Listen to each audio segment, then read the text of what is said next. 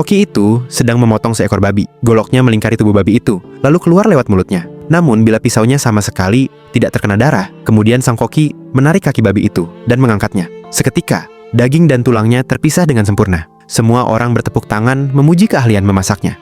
Tak lama kemudian, hidangan semur babi disajikan. Tapi setelah makan, semua orang merasakan sakit perut.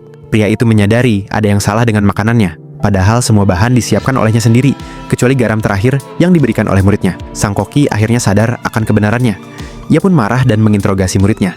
Namun si murid membantah. Penduduk desa pun kehilangan kepercayaan pada sang koki. Ia tak bisa membela diri, dan kepala desa mengusirnya agar tidak menimbulkan masalah lebih lanjut. Demi mencari nafkah, sang koki pergi ke sebuah restoran untuk melamar kerja. Saingannya adalah seorang pria. Pria itu menangkap seekor ikan buntal dengan keahlian pisau yang luar biasa. Ia mengiris ikan itu menjadi sashimi. Kemudian koki itu mengambil seekor ikan kakap. Ia membelah punggung ikan itu dan memotongnya tipis-tipis. Yang ajaib, ikan kakap itu masih berenang. Bahkan ketika hanya tersisa tulang, ia tak merasakan sakit. Hidangan sang koki pun disukai oleh bos restoran. Pria tadi bingung. Ternyata sang koki menggunakan pisau es saat memasak. Pria itu pun mengakui keunggulannya dan bahkan meminta menjadi murid sang koki. Mendengar bahwa masakan sang koki luar biasa, kepala koki restoran merasa terancam.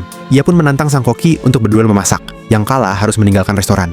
Kali ini, hidangan yang dipertaruhkan adalah bebek panggang. Sang koki meminta pria tadi untuk menjadi asistennya. Mereka berdua segera menyelesaikan hidangan masing-masing.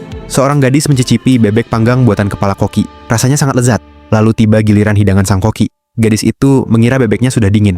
Tapi saat menyentuhnya, tangannya malah terbakar. Saat itu juga, bebek panggang itu mulai mengeluarkan uap dan aroma yang sangat menggugah selera. Ternyata sang koki membungkus bebeknya dengan gula malt untuk menjaga kehangatan agar hidangannya tidak dingin. Gadis itu mencicipi daging bebeknya dan terkejut akan kelezatannya. Kepala koki yang melihatnya ikut mencicipi dan hanya bisa menghela nafas ringan lalu mengakui kekalahannya. Dengan penasaran, ia bertanya bagaimana sang koki memasaknya. Ternyata sang koki tidak menggunakan pisau sama sekali karena jika daging bebek menyentuh pisau, seratnya akan putus dan teksturnya jadi buruk. Maka ia menyuruh muridnya untuk mematahkan tulang bebek dengan telapak tangan. Setelah mendengar penjelasan itu, kepala koki pun meninggalkan restoran dan begitulah sang koki menjadi kepala koki yang baru.